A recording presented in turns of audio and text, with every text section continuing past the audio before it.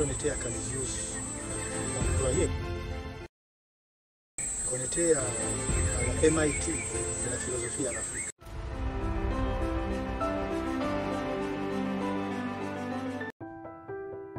Bon, il y a beaucoup à dire. Tout d'abord concernant les personnes, le monde. Je suis très heureux de trouver que mon petit frère est maintenant le recteur, le père Modeste. Il était en premier cycle quand je faisais le deuxième cycle. Il est le recteur. Et avec lui, il y a des grands profs comme Nzoï Mbengene Philippe. Il y a d'autres que j'ai enseignés à Harare comme Cédric Mokonzi. Et aussi les compagnons avec lesquels on a étudié, Bouangila, Baï. Ils sont des grands profs maintenant. Pour rien dire de nos professeurs qui sont encore là, comme Keto, le prof Keto, il nous a enseigné anthropologie. Et qui d'autres. Et aussi, il faut parler de ceux qui sont morts. Je suis allé rendre visite dans notre, comment ça s'appelle, cimetière. Le père, il était mon supérieur à Rigini, le père Deaz, il se repose là. Celui qui était mon provincial, le père Metena, il est là. Il y avait notre recteur, le père Triaille. Il y avait Léon de Saint-Molin qui enseignait l'analyse sociale. Qui d'autre? Donc, ce monde, mais aussi les non-jésuites qui sont morts comme le professeur Ngwei. Oui, je suis vraiment reconnaissant de la formation que j'ai reçue parmi eux et d'eux. C'est l'aspect des personnes, je suis vraiment reconnaissant. Mais aussi, ce que j'ai trouvé que le programme continue, le programme est toujours rigoureux comme c'était déjà. Ça continue. Canisius a retenu l'aspect d'africanité. On est fiers ici d'être africains. Et on nous donne cette fierté-là. Ça continue de rigueur. Aussi, il y a de nouveaux programmes, surtout dans l'aspect éthique, mais aussi la philo africaine. Je vois que c'est devenu beaucoup plus riche, 26 ans, dans 26 ans. Que d'autres? Quand j'étais ici, c'était un collège. Oui, on donnait un programme là, diplôme. Mais maintenant, c'est une université. Donc, je veux féliciter les compagnons et la province d'avoir soulevé notre collège, mon alma mater, au niveau d'une université. Peut-être que je reviendrai recevoir mon diplôme de nouveau de l'université de Loyola au Congo. Mais aussi l'infrastructure. Je vois qu'il y a beaucoup de bâtiments. Il y a une chapelle qu'on n'a pas laissée, la bibliothèque est neuve. Quoi d'autre? Beaucoup de bâtiments comme ça. Il y a le bâtiment là en bas vers la paroisse pour l'engineering. Bon. Et même notre tour est toujours debout. C'est beaucoup plus beau. On a repeint. Bon, c'est ça dans les 26 ans. Sinon, notre forêt existe toujours. Les peuples j'allais dire zaïrois, tu vois combien loin j'étais ici, dans le temps. Mais le peuple congolais continue à être hospitable. Il travaille beaucoup et tout et tout. Donc, il y a beaucoup à redécouvrir et revoir au Congo. C'est une joie d'être ici.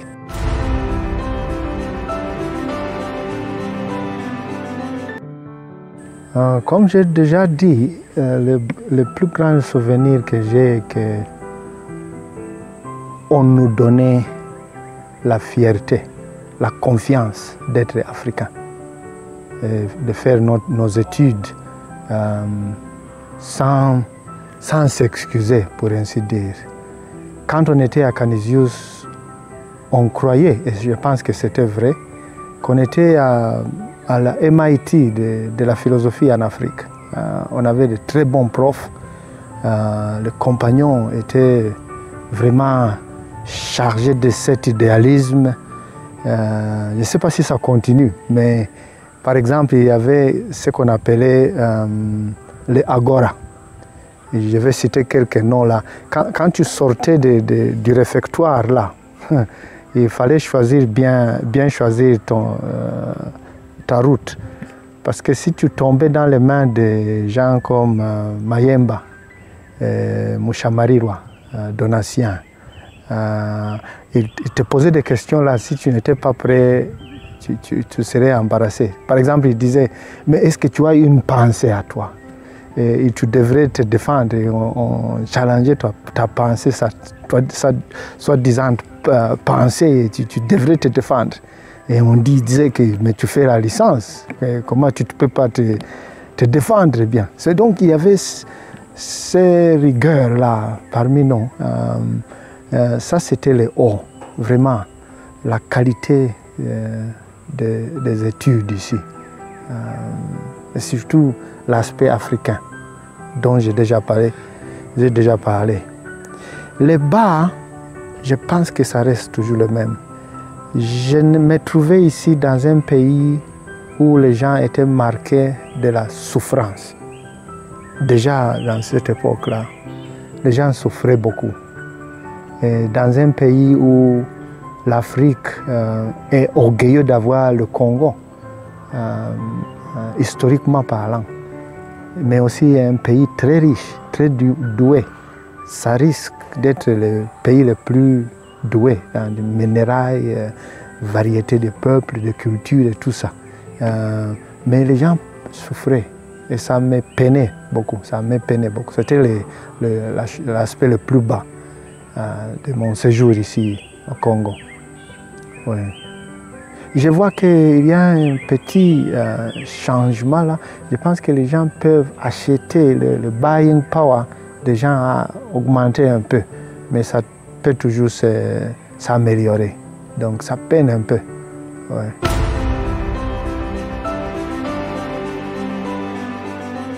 Canisius est parmi les deux endroits que je donne la priorité, auxquels je donne la priorité. Donc, il y a, pour ceux qui veulent étudier en anglais, vaut mieux aller à Harare, à Rupe Jesuit University pour la philosophie. Et pour ceux qui sont assez forts, qui veulent apprendre une autre langue, je pense que Canisius reste le meilleur pour moi. Donc, je pense que oui, c'est ça la rigueur dont j'ai déjà parlé d'études, mais aussi connaître une autre culture tout à fait africaine. Ça rend mes compagnons de l'Afrique de l'Est plus cosmopolites ou bien cosmopolitains, je ne sais pas que dire. Donc, ils sont ouverts dès le départ, tout juste après le noviciat. Ils voient la compagnie de Jésus dans son entièreté presque. Ici, on rencontre toutes sortes de compagnons, de congrégations, de pensées. Donc, la rigueur et le cosmopolitanisme. Mais aussi, je pense que il faut avoir été au Congo. Et dans son parcours dans la vie, ça ajoute une valeur d'avoir été au Congo, avec tout ce que nous étudions à propos du Congo, son histoire, son rôle dans l'histoire de l'Afrique. Je pense que c'est une fierté d'avoir été ici. Donc, je favorise le Canisius. Il y avait un moment où on ne venait plus. les gens de l'Afrique de l'Est ne venaient presque plus. C'était au moment où on n'étudiait plus le français au noviciat, ou bien il y avait la guerre, ou bien des choses pareilles. Mais je suis vraiment honoré de présider sur l'envoi des compagnons au Congo. Je les envoie avec fierté. Je suis sûr qu'ils auront une bonne éducation, une bonne formation. Je voulais parler aussi de l'accompagnement, parce qu'on est ici pas seulement pour des études, mais aussi la formation humaine. Je pense que le programme donne confiance. Ils sont bien accompagnés. Le père spirituel, la prière, la vie communautaire dans des petites communautés de vie, je pense. Oui, le recteur, je pense que c'est un homme qui a son cœur dans le travail. Donc cet accompagnement-là est vraiment valable pour nous et pour toute la compagnie de Jésus. Donc avec ces aspects, je pense que Canisius est, on dirait en anglais, en pole position dans la formation des nôtres à l'Afrique de l'Est. Oui.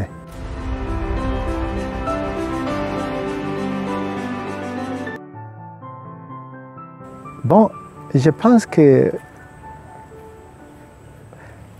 étudier la philosophie à Canisius est une grande opportunité. Tout d'abord, on est philosophe, on fait la philosophie parmi d'autres facultés. Et donc, on prend au sérieux notre rôle en tant que philosophe, qui est de purifier la pensée dans tout domaine de la vie. Donc, si on est entouré d'autres facultés, engineering et d'autres, c'est notre responsabilité de purifier la pensée. Mais au même moment, être là parmi les autres étudiants et académiciens, ça nous donne une crédibilité parce que maintenant on va choisir bien ce qu'on va dire et de quoi est-ce qu'on va parler. Donc, quand j'étais ici, on nous appelait, les gens qui venaient de chez moi, là, anglophones, on nous appelait les empiristes. Je ne sais pas si c'était dérogatoire, mais empiristes. Donc, l'aspect empirique de l'étude, donc l'évidence. Quand on parle de la science, il y aura des hommes scientifiques, à l'ISAV et tout et tout.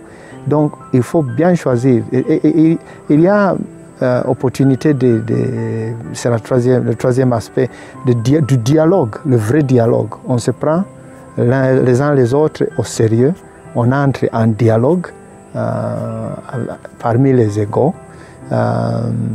Donc cet aspect-là.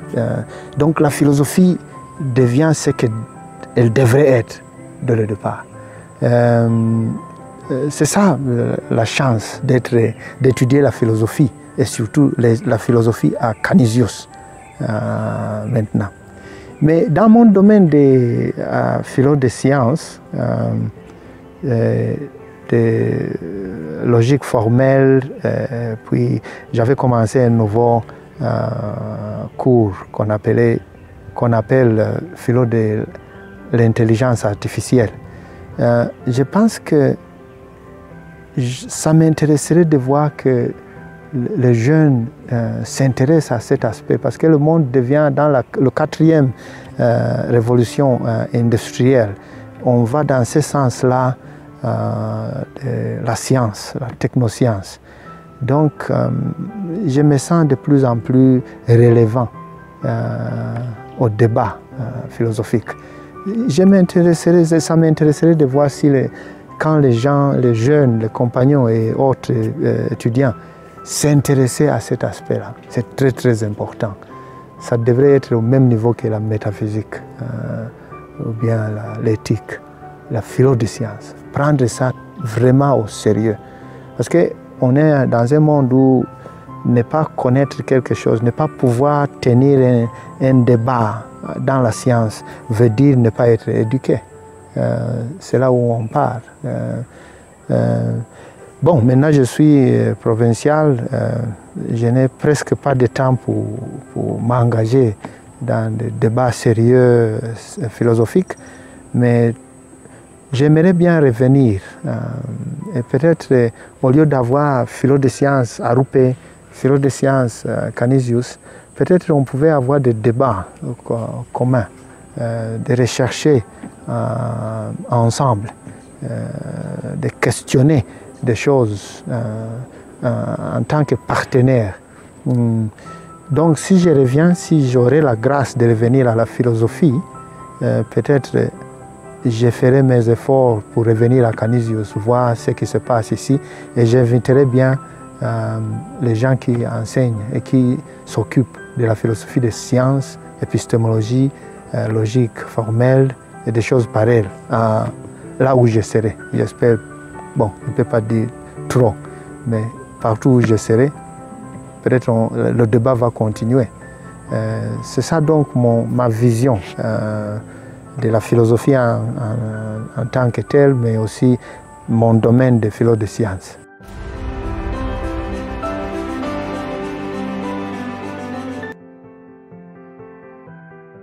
Combien de temps avons-nous? Bon, je vais résumer. Bon, il y a une pensée, une attitude qui tient la position que l'intelligence artificielle menace l'intelligence naturelle. Mais c'est comme dire que quand on a inventé la chaise, maintenant on ne pouvait pas s'asseoir bien sûr par terre.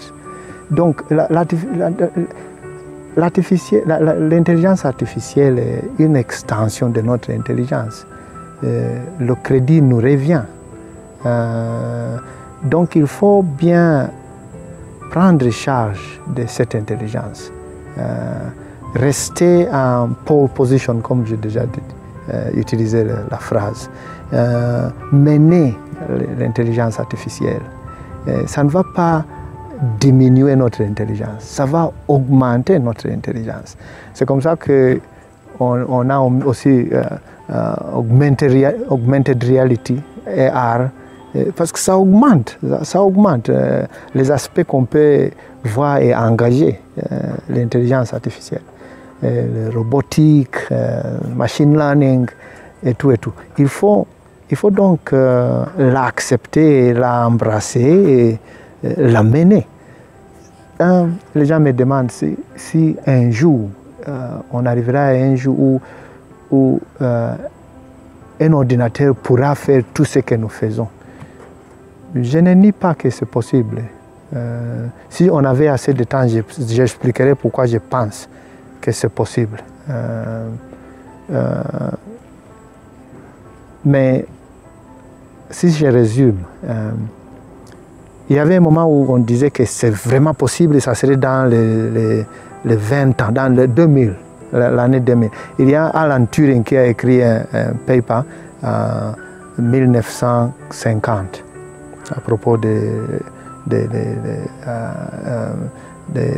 presque dans la direction de l'intelligence artificielle, mais c'était ICT. Bon. Et il a dit dans l'an 2000, ça serait possible d'avoir cette machine-là qui pensait comme un homme, qui serait indistinguable, mon français maintenant, d'une intelligence humaine. Bon, l'an 2000 est arrivé sans avoir cela. Et il y a donc une faction de gens qui disent que mais vous exagérez, ça ne peut pas se passer. Mais après ça, il y a eu un temps où l'accélération était vraiment non espérée. Et ça nous a tous étonnés, l'accélération. Donc je pense que si nous travaillons ensemble, on va dans le sens là où on aura des machines presque conscientes. Au moins, on aura des machines qui seront dans lesquels la différence entre eux et nous ne sera pas évidente. Peut-être pas conscient, mais on y arrivera, je pense. Et il faut maintenant se préparer. Surtout les hommes et femmes qui vont être pasteurs ou bien qui vont répandre la parole de Dieu. C'est un devoir pour nous.